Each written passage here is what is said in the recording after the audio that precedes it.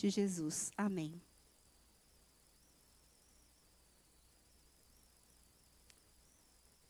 Glória a Deus, então. Boa noite mais uma vez. Quem está nos visitando, seja bem-vindo, bem-vinda. Quem está acompanhando também pela internet, que Deus te abençoe. Só tenho um aviso, semana que vem a gente tem a vigília, a gente chama sala de oração, tá? Mas é vigília, das 20 à meia-noite, das 20 horas às 0 hora. O que eu tenho dito, no sábado isso, tá, gente? O que eu tenho dito é o seguinte, todos os avisos. Você não pode ficar às 4 horas, né, direto. Você vem, fica meia hora, fica 20 minutos, fica 15 minutos. O propósito aqui é a gente ter esse tempo de oração que vai ser por missões, pelas famílias da igreja, pela igreja de uma forma geral, por amigos, por pessoas que a gente vai trazer pedidos de oração também. Mas como que eu vou aguentar? O mês passado, no mês retrasado, alguém me disse assim, mas tá louco, pastor? Eu não oro nem 5 minutos, vou aguentar 4 horas orando. Mas a gente organiza de uma forma, gente, que são blocos de oração, né? Não tem pregação em si, são blocos de oração. Então a gente tem que compartilhar e oportunidade de orar uns pelos outros, passa muito rápido o tempo. E aí no final, geralmente, a gente faz um café, ou no meio do caminho, um tempo de comunhão. Então toda a igreja está convidada, tá? Todo mundo. Eu não sou membro da igreja ainda, está convidado também a estar aqui conosco, a estar orando no sábado que vem, tá? Começa às 8 horas da noite, a gente vai até a meia-noite, né?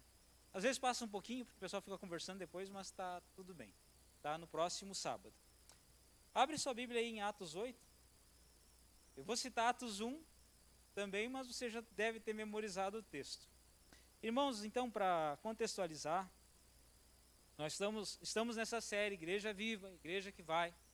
A gente tem estudado Atos 1:8, a partir de Atos 1:8, e ali, visto cada pedacinho desse texto, né, mantenha em Atos 8, mas partindo daqui, desde a primeira semana, a gente viu, né, essa palavra de Cristo, onde ele fala assim, olha, vocês vão receber poder ao descer o Espírito Santo sobre vocês, então, com essa capacitação, vocês vão ser minhas testemunhas, não só em Jerusalém, onde vocês estão, não só na Judéia, que é o ponto um pouquinho à frente, mais imediato, não só em Samaria, que é um pouquinho mais para frente, né, mas em todo o ambiente até os confins da terra.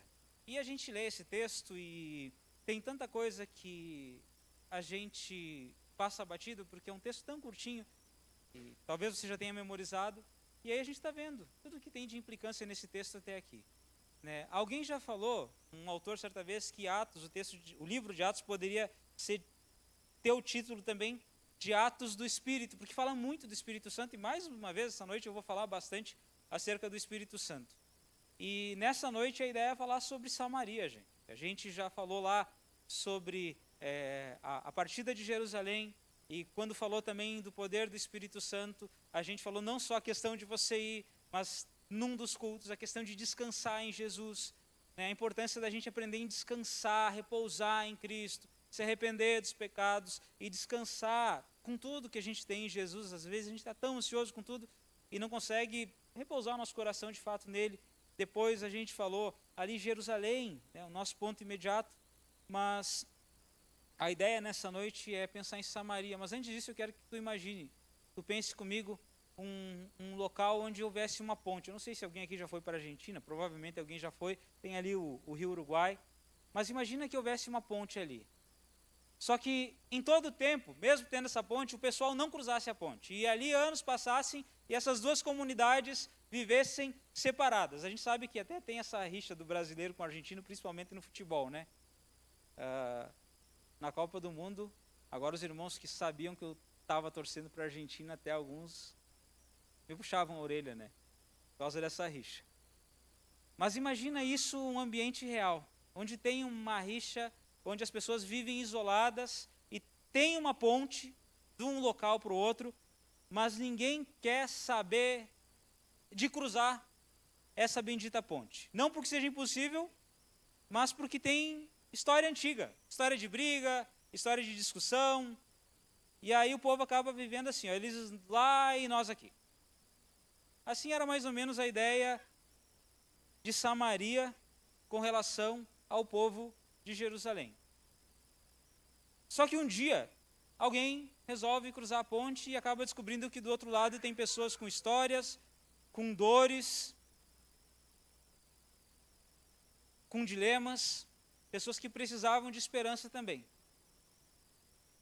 E o que mais confronta essa história, e o texto que a gente vai ler hoje, gente, e eu já quero, partindo daqui, desafiar você a considerar que a maior ponte que tem às vezes não é uma ponte física, mas é a ponte que a gente cria dentro de nós, ou o obstáculo, o muro que a gente cria dentro de nós.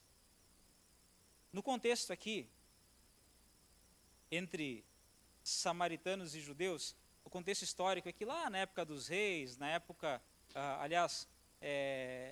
que Jerusalém foi tomada, houve ali um processo de colonização e de miscigenação que acabou, quando os reinos se dividiram depois também, levando a uma separação étnica que o povo não se gostava muito. E aí na época de Jesus se gostava muito menos.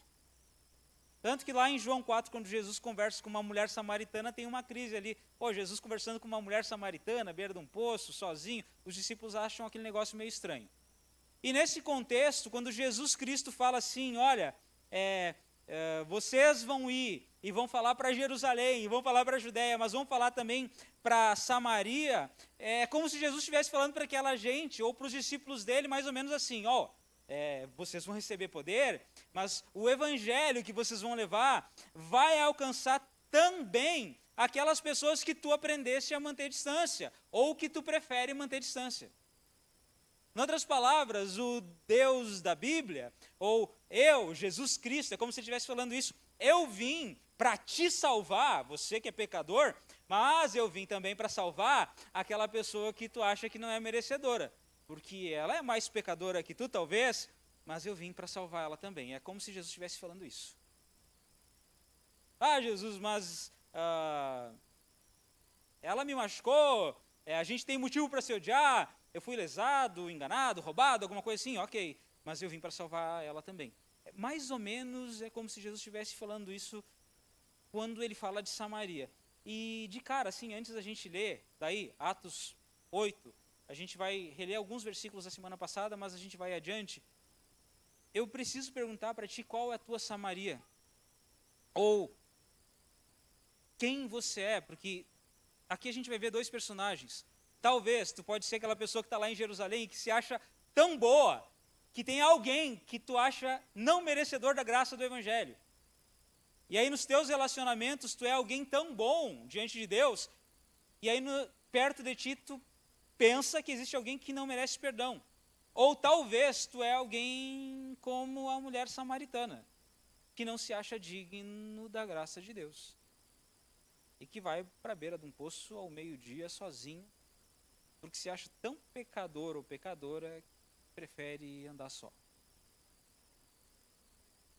O ponto aqui é que a gente pode ser uma pessoa ou outra nessa história, e a pergunta é quem a gente é, ou como esse texto se aplica para a gente. Atos 8, então, do versículo 4 em diante, a gente vai ver alguns personagens aqui, relembrar alguns e ver outros novos, diz assim, você pode me acompanha na sua Bíblia, ou acompanha no telão, se você não está com a sua Bíblia aí. Diz assim, enquanto isso, os que foram dispersos, essa parte a gente leu semana passada, iam por toda parte pregando a palavra. Filipe foi à cidade de Samaria, anunciava Cristo ao povo dali.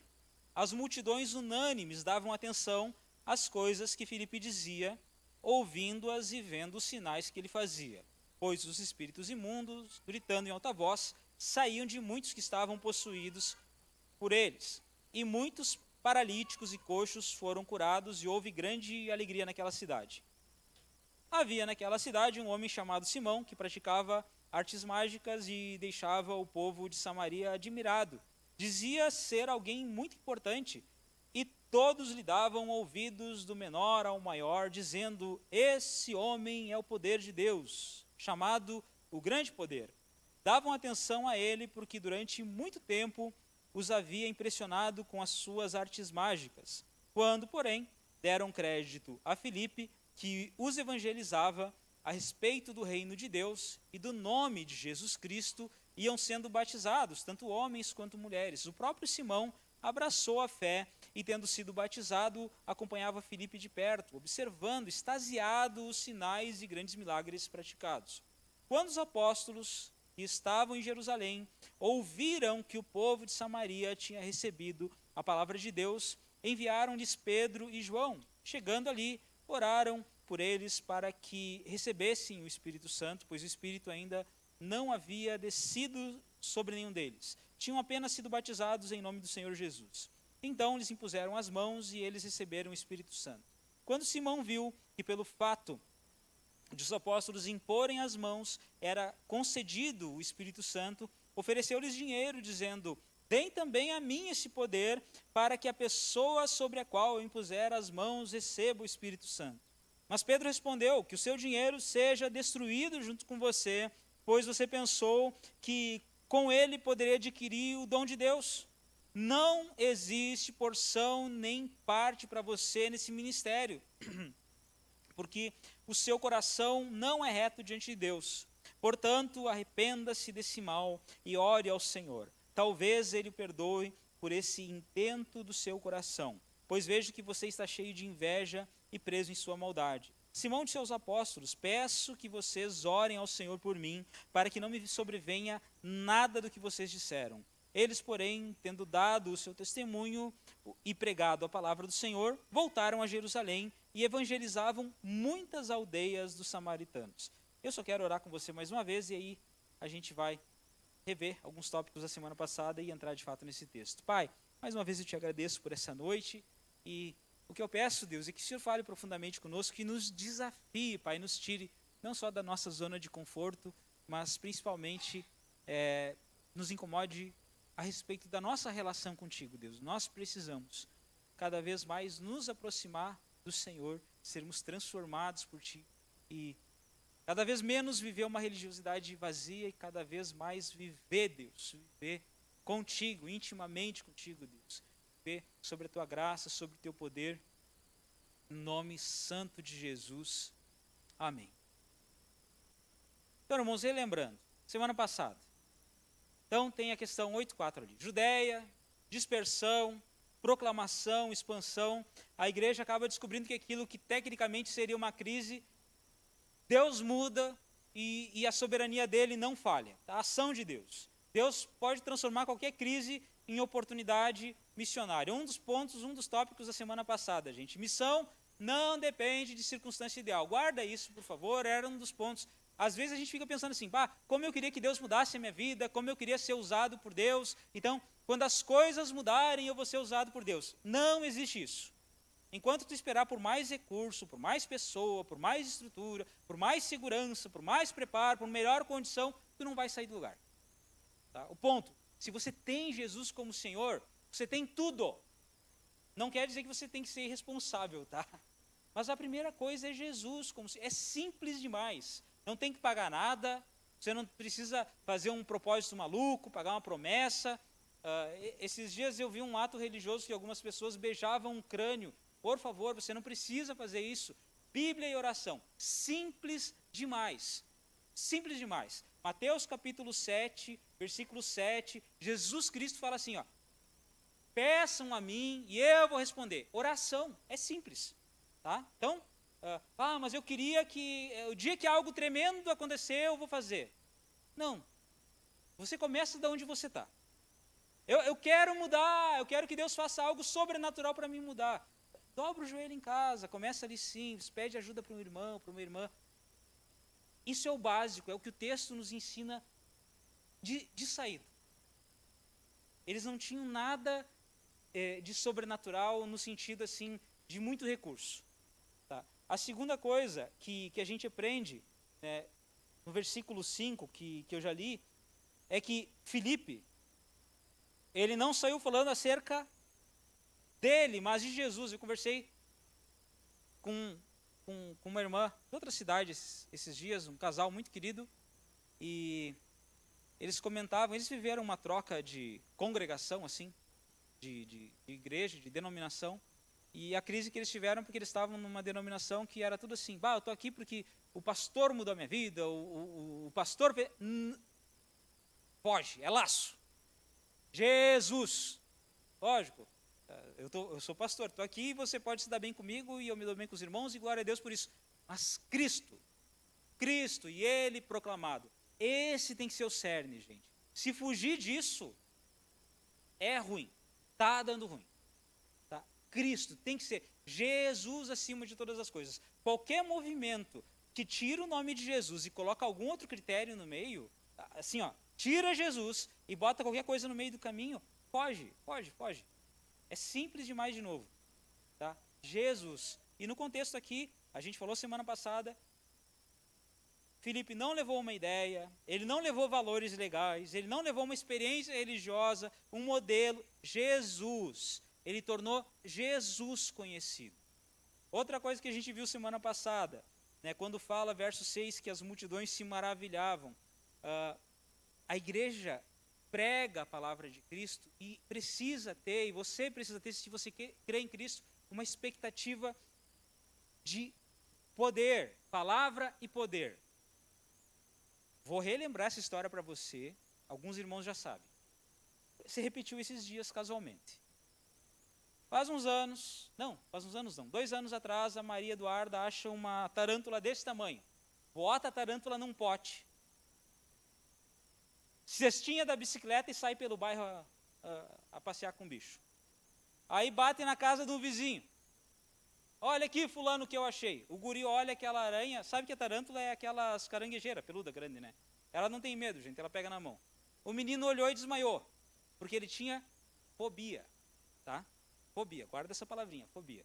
Esses dias o pessoal sabe, ela andava com uma esses dias de novo. Criou uma semana no quarto, a Ângela nem entrava no quarto. No grego, irmãos, o termo phobos, que dá a nossa palavrinha fobia, não quer dizer medo. É uma palavra neutra. A gente usa ela para duas coisas. Você pode usar ela para medo ou para ardente expectativa. Lá em Atos, capítulo 2, quando fala que os discípulos estavam tinham cheios de temor, Atos capítulo 2, verso 43, e sinais aconteciam, quer dizer que eles tinham ardente expectativa. O termo é phobos. Então, é só para te entender. Não quer dizer ansiedade, não quer dizer medo, mas essa gente orava, essa gente olhava para a palavra e acreditava. É isso. É você amanhã de manhã abrir sua Bíblia e ler o Salmo 46:11 e que diz assim: aquietem-se e saibam que eu sou Deus. E talvez amanhã você tenha que tomar uma decisão importante e você já tomou ela. E é daquelas decisões que você tem que dizer não para uma pessoa. E aí você vai respirar fundo e se aquietar, porque se a Bíblia diz que Deus é Deus, joia, Ele é Deus. Essa fé. Então, quando fala aqui que esses sinais, havia libertação, cura, Deus estava agindo, e o resultado ali no verso 8 era essa alegria, é porque havia essa expectativa, essa ardente expectativa de Deus fazer algo. É você orar, e irmãos, muitas vezes, eu já citei isso outra vez, a gente ora assim, Deus, faz tal coisa, só se for da tua vontade. Irmãos, Deus é soberano, tá? A Bíblia já falou que não vai cair um fio de cabelo da nossa cabeça se não for da vontade dele. Olha para a minha cabeça, eu tenho certeza disso. Então, assim, se tem uma necessidade, pegue e pede. Se tem uma pessoa doente perto de você, pegue e ora. Se Deus disser não, Ele é soberano, não tem o que fazer. A gente não tem como explicar o não de Deus. A gente não tem como explicar quando Deus nos submete a um momento difícil. Estou lendo Jó. A mulher dele diz assim, amaldiçoe o dia que você nasceu. Você vê Jó se amaldiçoando, mas em nenhum momento ele amaldiçoa o Senhor. Ele diz assim, em algum momento, olha, eu ouvia falar, mas agora os meus olhos te contemplam. Essa expectativa. Isso precisa estar no nosso coração. Então, palavra, poder. Sair de qualquer culto, crendo nisso. Isso estava acontecendo em Samaria. E agora o texto nos leva para um novo momento. Até aqui, o que a gente tinha? Filipe, pregação, milagre, conversão, alegria, o verso 8, a gente leu semana passada, houve grande alegria. E aí entra um personagem novo, que é o Simão. E aí, gente, começa um movimento diferente na vida dessa gente e que às vezes tem a ver conosco. Eu vou reler o verso 9 até o 12. Peço sua paciência, mas eu preciso reler com você. Diz que naquela cidade havia um homem chamado Simão, ele praticava artes mágicas e deixava o povo de Samaria admirado. Então ele era uma pessoa que era reconhecida diante do povo, deixava o povo de Samaria, então, admirado, dizia ser alguém muito importante, então, imagine que ele se achava de alguma forma, e todos lhe davam ouvidos, ele era ouvido pelo povo, do maior ao menor, ou seja, do menos importante ao mais importante daquela região. O povo dizia, esse homem é o poder de Deus, chamado o grande poder, davam atenção a ele porque durante muito tempo os havia impressionado com suas artes mágicas, e quando, porém, deram crédito a Filipe que os evangelizava a respeito do reino de Deus e do nome de Jesus Cristo, iam sendo batizados, tanto homens como mulheres. Olha o que está acontecendo aqui. Simão praticava toda essa questão, e o povo dizia, olha, o poder de Deus, o grande poder, o povo reconhecia algo nele. Esses dias apareceu para mim nas redes sociais um homem, eu mostrei ainda para a Ângela, é meio ridículo, um pastor aqui no Brasil, que ele dizia assim, eu sou o maior profeta desse período histórico. Teve alguém que ofereceu 500 mil para mim orar por ele, é sério, tá? Tipo um Simão da vida. Então Filipe chega e começa a anunciar Jesus. Na prática, gente, Simão era tipo uma pessoa narcisista. Eu não sei se tu sabe o que é uma pessoa narcisista, mas é aquela pessoa que quer ser admirada. Simão queria ser conhecido. E Filipe queria fazer Cristo conhecido. Anos atrás, essa pessoa não está mais no ministério, não serve mais a Jesus, tá? Mas lá em Veracruz, quando a gente servia, chegou uma pessoa, que na época era missionário também, para pregar. E aí, alguém chamou ele pelo nome. Meu nome é Marco. Quando eu nasci, fui registrado por esse nome. Então, se você me chamar de Marco, eu não me ofendo. Que até que alguém diga o contrário, está lá na minha carteira de identidade. Alguém chegou para aquele rapaz e disse assim, ó Marco, porque o conhecia há muito tempo. O rapaz se ofendeu porque não chamaram ele de pastor. Está entendendo o exemplo? Isso aconteceu de fato. A gente testemunhou. Aí uma irmã da igreja veio assim, pastor, será que eu tenho que pedir perdão para o missionário fulano, porque ele ficou bravo comigo, porque eu não o chamei de pastor. Eu disse, irmã, não peça perdão, nada, porque o nome dele é fulano. Pelo que eu sei, o registro dele não diz pastor, mas diz fulano, não é falta de respeito. A não sei que a senhora chamasse ele de coisa, de, sei lá, de qualquer palavra de baixo escalão. Gente, na nossa vida, muitas vezes, a gente precisa avaliar isso. Pelo que a gente quer ser conhecido ou reconhecido? Pelo Cristo que habita na gente? Será que a gente necessita ser reconhecido por qualquer ato de vaidade? Ou como habitação de fato de Jesus? Será que você é uma pessoa que necessita ser paparicada e tem que estar todo mundo te levando tudo nas mãos? Ou você simplesmente quer ser amado por Deus? Se tu é a pessoa que quer ser amado por todo mundo, mas é ausente do amor de Deus, sinto muito te dizer, mas tu vai ser vazio toda a tua vida, porque o amor de todo mundo não vai servir para nada. Mas quando entra o amor de Jesus na nossa vida, a postura é como a de Filipe, que andando por Samaria, o centro da vida dele, ou quem ele queria fazer conhecido, era Jesus. Ah, pastor, mas eu já tive uma experiência sobrenatural. Simão também disse que aqui acontecia essas coisas no meio dele. Ah, mas eu tenho influência, que ele tinha influência. Ah, mas eu tenho admiradores, ele também tinha. Ah, mas eu impressiono as pessoas, eu sou bom no que eu faço. O Simão também era. Mas o que havia de ausência na vida dele era Deus no coração. É possível, guarda isso, às vezes a gente está perto das coisas de Deus e ainda está longe de Deus.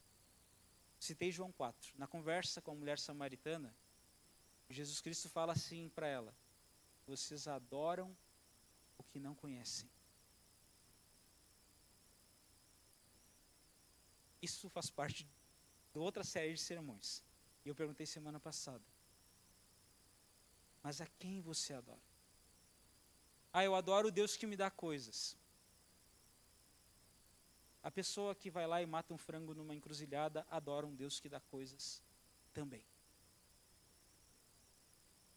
Agora, se você adora o Deus que te perdoa, que te restaura, só que te perdoa, tu pode ter andado desgarrado, perdido, ter tido uma vida toda torta, mas tu te dobra diante dele, ele te perdoa, ele te redime, ele é Senhor da criação.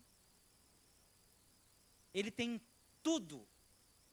João 3 diz, 36, a ira de Deus apontada para a iniquidade. Ele tem tudo para te julgar, mas se você se arrepende, ele te perdoa. Se esse é o teu Deus, tá joia. Quem é o teu Cristo? Aqui havia já essa diferença entre Filipe e Simão. É possível tu gostar de palco, influência, reconhecimento, poder, manifestação, ser chamado de ungido. Talvez tu orou e algo aconteceu, mas ainda assim está distante do altar.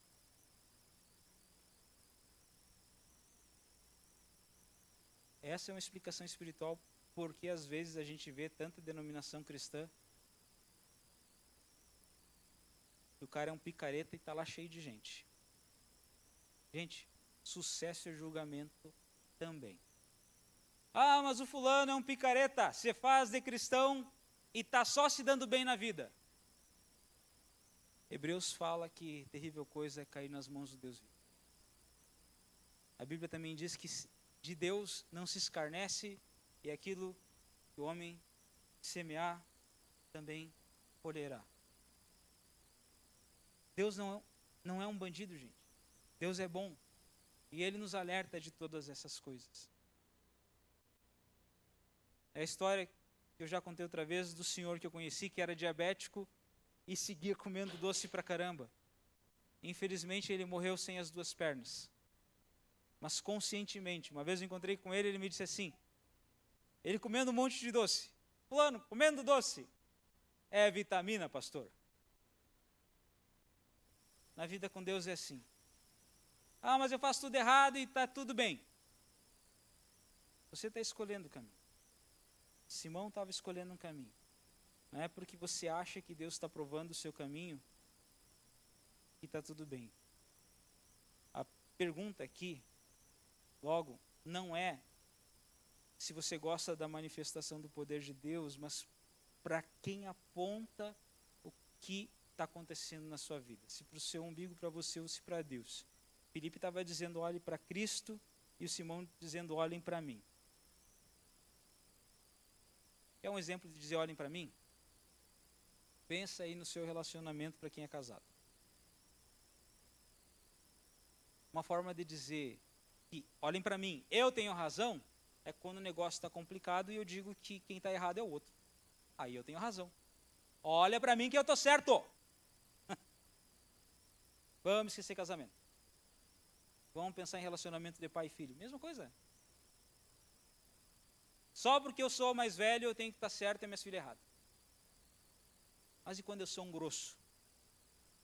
Quando eu não paro para escutar? Será que eu estou certo? E quando eu sou um filho que também não paro para dar atenção, porque o meu pai e minha mãe vivem em outro tempo, eles nasceram antes de mim, num momento histórico diferente. Gente, esse perfil narcisista de Simão, ele se revela na nossa vida de diversas formas. De novo, Filipe apontava para Cristo. O Espírito Santo, no contexto aqui, não é uma ferramenta para realizar projetos pessoais, mas a gente vê que quando Pedro e João vão para Samaria, do verso 14 ao 19, que eu vou reler com você, nos mostra uma ação bem clara. Quando os apóstolos que estavam em Jerusalém ouviram, então, o que estava acontecendo, que o povo de Samaria tinha recebido a palavra, enviaram, então, Pedro e João, chegando ali, oraram para que eles recebessem o Espírito Santo, porque o Espírito ainda não havia descido sobre nenhum deles, tinham sido apenas batizados em nome do Senhor Jesus. Então eles impuseram as mãos e eles receberam o Espírito Santo. Quando Simão viu que de fato os apóstolos imporem as mãos era concedido o Espírito Santo, então ofereceu dinheiro para eles, dizendo: deem também para mim esse poder, para que a pessoa sobre quem eu orar, sobre quem eu impuser as mãos, receba o Espírito Santo. Então Pedro e João chegam lá, eles oram, eles impõem as mãos, os samaritanos recebem o Espírito Santo. Até para quem ficar pensando aqui, ó, isso aqui não é tema de doutrina e debate, porque o pessoal gosta de debater, tá? Existem coisas que estavam acontecendo aqui porque é o nascimento da igreja. Guarde isso. A grande verdade aqui, irmãos, é que nós não podemos avançar na nossa vida sem a ação do Espírito Santo. Talvez essas pessoas não tratavam ou da presença do Espírito Santo como precisava ser tratado. Talvez eles oravam ou tratavam como um poder desnecessário. Mas a gente vê aqui os apóstolos em si, orando, esperando, ministrando, crendo, continuando, agindo. O grande ponto aqui, irmãos, de novo, quando a gente olha para a caminhada cristã e voltando para Filipe e Simão, é que com Jesus não há como caminhar sem evidenciar mudanças.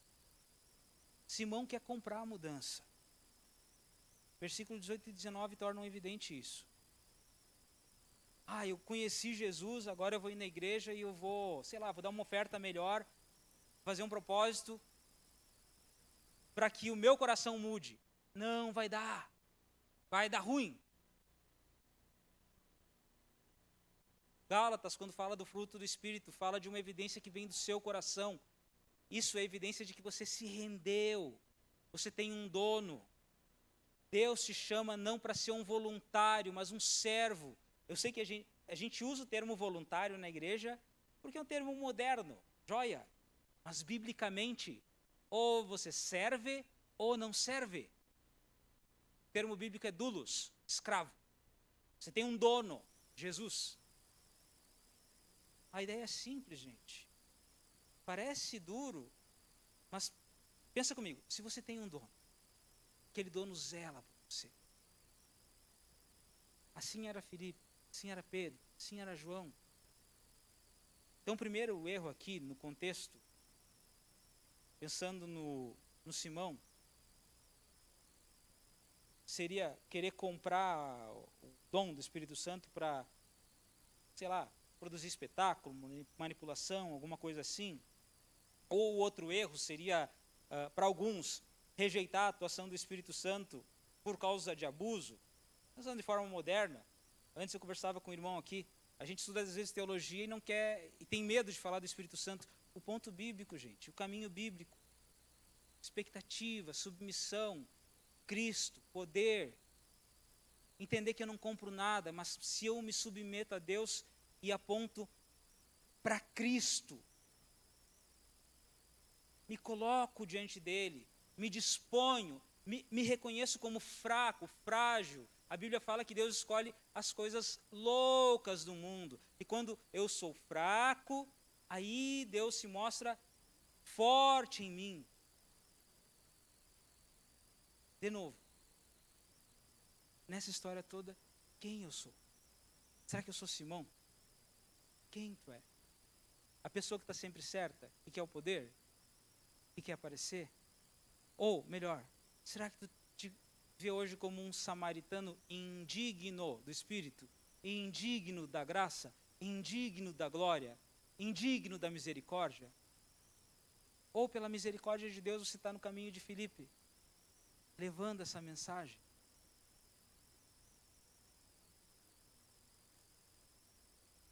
O texto avança e nos mostra que os discípulos aqui confrontam, no caso, Simão. Ele pede, tenta comprar, né? Você viu ali. Deem também esse poder a mim, diz verso 19. Aí diz verso 20. Pedro responde, que o seu dinheiro seja destruído junto com você, pois você pensou que com ele poderia adquirir o presente, o dom, é esse o termo. Não existe nem parte para você nesse ministério, porque seu coração não é reto diante de Deus. E aí Pedro fala agora no verso 2, que seria uma chave para todos nós. Portanto, arrependa-se desse mal e ore ao Senhor. Irmãos, lá em João 4, Jesus já atravessou a barreira com Samaria. A barreira com relação ao encontro com aquela mulher. Aqui, o texto está nos mostrando de novo os discípulos pregando, esse confronto com Simão, e mais uma vez a palavra arrependimento é expressada. Independente do seu tempo de caminhada cristã, pensando em todos esses personagens aqui, o desafio de avaliar o coração é o que na sua vida é necessário ser abandonado e ser buscado no sentido de caminhada de arrependimento. Jesus começou um processo lá em João 4. Em Atos 8, a igreja entra em Samaria. Às vezes, você vai pensar assim, tá, mas eu não sou como os samaritanos, eu creio que o Senhor me ama. Ok. Será então que você não é como os judeus e tem alguém que você acha indigno do evangelho? Como tu te sentiria se tivesse aqui no nosso meio, talvez, uma moça com metade da cabeça raspada e toda tatuada? Lembro do menino que entrou na igreja uma vez, tatuado da cabeça aos pés. Como tu te sentiria se ele sentasse ao teu lado?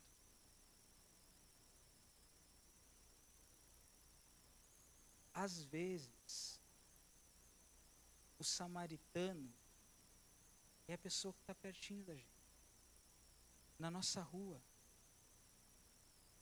É o nosso parente bêbado que a gente não aguenta mais.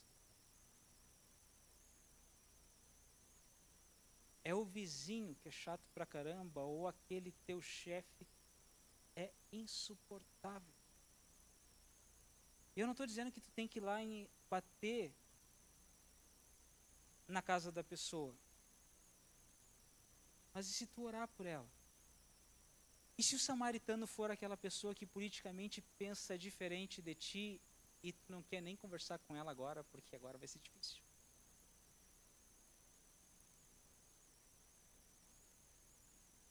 E Jesus não manda tu questionar a posição política dela. Jesus manda você orar por ela. Olha que coisa pesada nesse texto. Se eu achar que aquela pessoa é indigna do evangelho, porque ela se veste diferente de mim, ou porque ela tem uma visão política diferente de mim, ou porque ela escuta uma música diferente de mim, talvez eu sou como Simão e me acho melhor do que ela. E se eu sou como Simão, eu já estou bem distante do evangelho. Filipe, Pedro e João, eles só foram, pregaram e oraram. Eles criam no poder e resgata quem não merece ser resgatado. Quando alguém quis comprar, eles falaram assim, te arrepende, cara. Tu não tem nada conosco. Quem sabe Deus te perdoa. Se arrepende. Aqui, se a gente lê de uma forma curta, a gente acha que é uma briga, mas eles estão dizendo assim: abre os olhos, se arrepende. Quem a gente é nessa história? Quem a gente é diante daquela pessoa que traiu, ou que foi traída, que roubou, que caiu num quadro de dependência pela milésima vez? Eu não estou dizendo para você aguentar tudo. Não tem que ser dito, e ele é uma frase completa. Mas, gente, lá em Tiago fala que a oração do justo é eficaz. E quando fala que é justo, não porque você é bom, mas porque Jesus te justifica. Olha que tremendo isso. Eu posso chegar lá na minha casa hoje e orar, não porque dizer, Senhor, eu sou bom, então a minha oração é eficaz. Eu posso orar porque eu tenho um Jesus que me justifica. Eu sei que eu sou todo torto.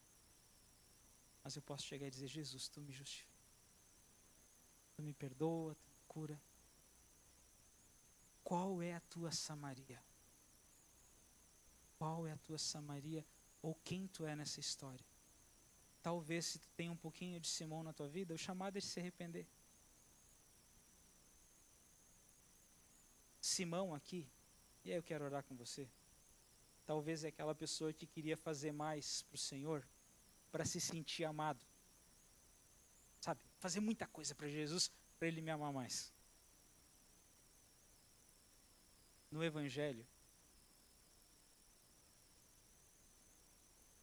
eu faço para Jesus porque eu já sou amado. Eu não sou nada, mas Ele me amou. Antes de começar o culto, eu estava lendo um texto que não tem nada a ver com esse, mas eu gostaria de ler com os irmãos, que está lá em Colossenses capítulo 1. Que ele fala o seguinte, e aí eu gostaria de orar com você. Colossenses capítulo 1.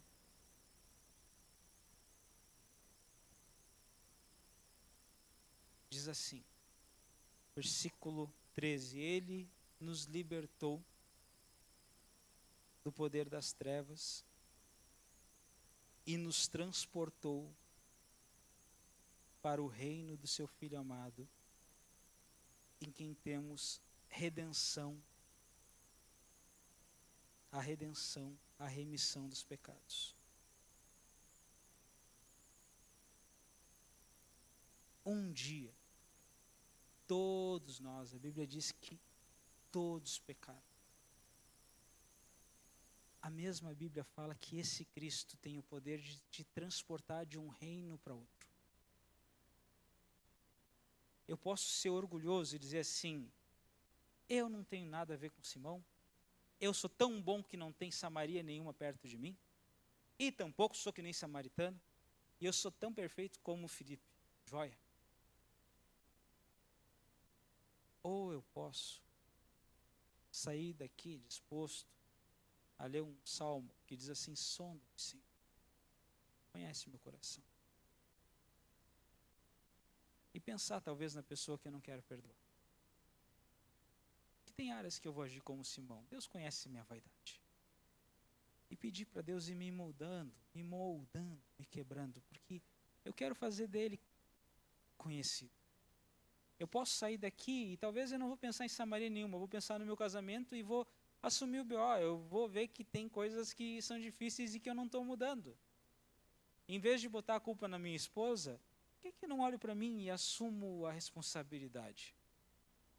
E talvez eu estou longe das minhas filhas, e por que eu não assumo a responsabilidade e, em vez de botar, não, é a idade, minha filha é jovem, a outra é pré-adolescente, então é a idade e faz parte. É a idade ou é a minha falta de disposição de dialogar com elas? Não, mas eu estou me sentindo longe da igreja, esse é o problema. Talvez a minha Samaria é a igreja.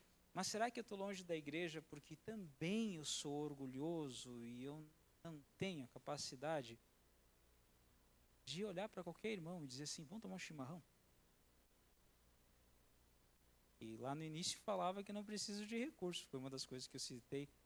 E chimarrão só precisa de erva, né? Não precisa de muito recurso. Ou nem erva. Às vezes só um passeio na praça. Irmãos, a história aqui de Samaria, cruzar essa ponte, ela fala mais sobre a nossa disposição de fazer o desconfortável para ser um pouquinho mais parecido com Jesus.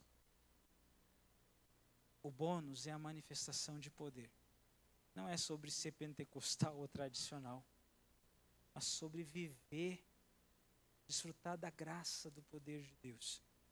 O resultado, os efeitos colaterais, é gente conhecendo Jesus, é a sua vida sendo abençoada, você sendo canal de bênção na vida de outras pessoas.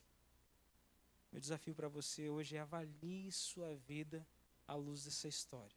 Você pode estar vivendo hoje como Simão, você pode estar se sentindo um samaritano indigno da glória de Deus, você pode estar vivendo um pouco como Filipe, você pode estar cheio do Espírito Santo, ou você pode estar se sentindo vazio. Onde você está?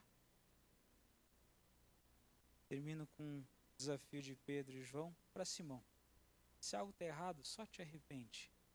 E o Deus que perdoou esse povo, e aí é bem interessante que quando eles vão embora ali, diz que eles voltaram para Jerusalém, Pedro e João, e eles foram pregando os povoados samaritanos. Esse mesmo Deus que seguiu salvando gente,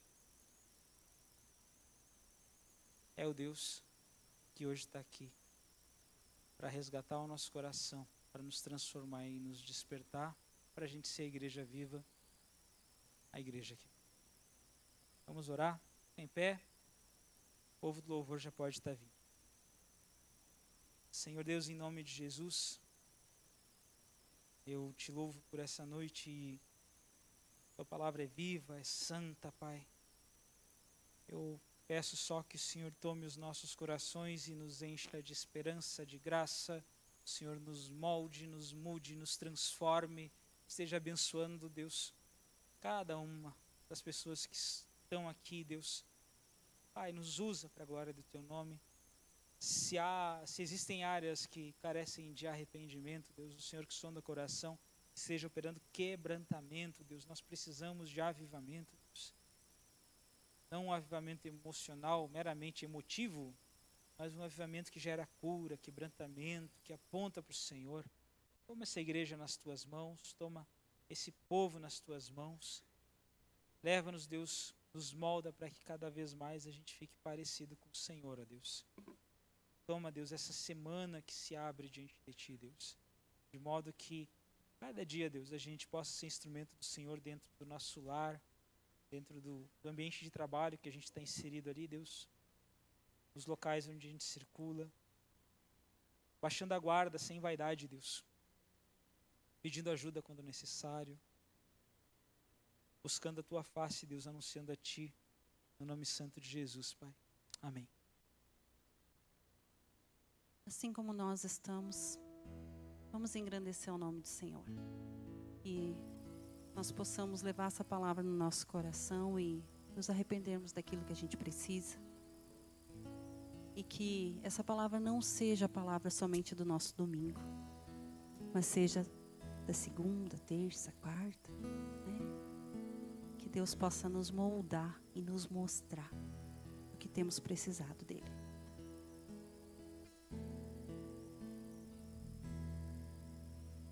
Grande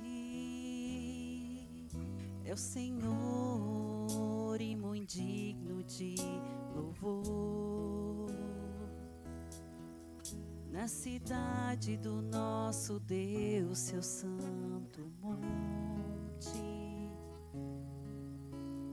a alegria de toda a terra.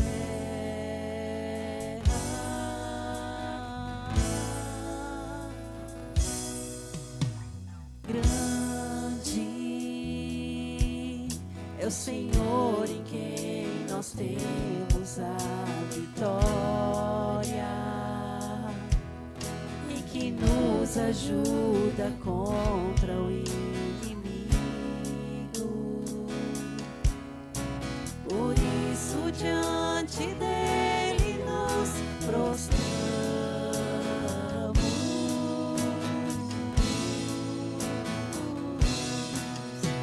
Queremos o teu nome engrandecer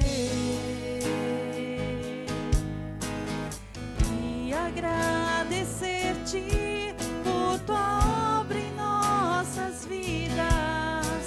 Confiamos em teu infinito amor, pois só tu és o Deus eterno sobre toda a terra e céu. Vamos cantar novamente? Faça desse louvor tua oração. Grande é o Senhor e muito digno de louvor. Na cidade do nosso Deus, seu santo monte, nossa alegria, a alegria de toda a terra.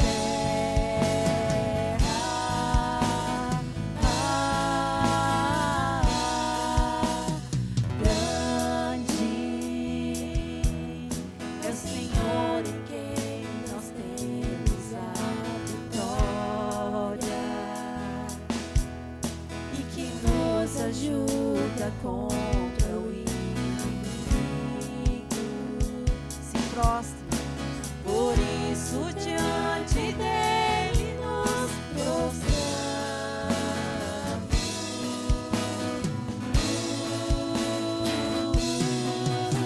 Queremos o teu nome engrandecer e agradecer-te por tua obra em nossas vidas. Confiamos em teu infinito amor, pois só tu és o Deus eterno sobre toda a terra e céu. Queremos o teu nome. Só a igreja vamos cantar. Queremos o teu nome engrandecer e agradecer-te por tua obra em nossas vidas. Confiamos em teu infinito amor, pois só tu és o Deus eterno sobre toda a terra e céu. Engrandeça o nome do Senhor. Queremos o teu nome engrandecer e agradecer-te por tua obra em nossas vidas. Confiamos em teu infinito amor, pois só tu és o Deus eterno sobre toda a terra. Pois só tu és o Deus eterno sobre toda a terra. Pois só tu és o Deus eterno sobre toda a terra e céu. Obrigada, Jesus. Nos leva aos nossos lares na tua paz, sabendo, Senhor, que em ti nós podemos confiar e gratos, Senhor, por tudo que tu tens feito em nossas vidas. Obrigada, Deus, por essa noite, por essa celebração. E abençoa, Senhor, cada um que está aqui, em nome de Jesus. Amém. Estamos despedidos. Não saia sem tomar um cafezinho, sem abraçar o seu irmão, tá bom? Você fica um tempo e conhece pessoas novas também, tá bem?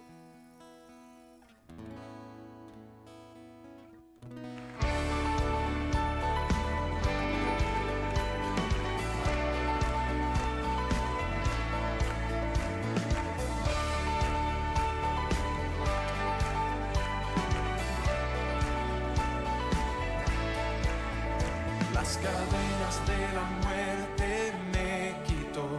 Para mí ya no hay condenación, hay libertad, libertad. Siendo esclavo del pecado me libró, en la cruz compró mi redención y libertad, libertad. Rompió mis cadenas, me dio vida nueva y al fondo del mar echó mi maldad. Lavó mis pecados y me ha perdonado. Solo en el nombre de Jesús hay libertad.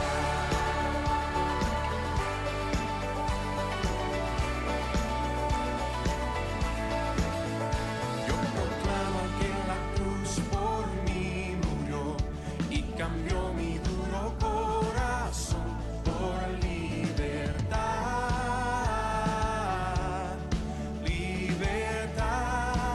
libertad. El poder de su evangelio me salvó y no me avergüenzo del Señor, mi libertad, libertad. Rompió mis cadenas, me dio vida nueva y al fondo del mar echó mi maldad. Lavó mis pecados y me ha perdonado. Solo en el nombre de Jesús hay libertad. Al que dijo hace libre, es libre en verdad. Al que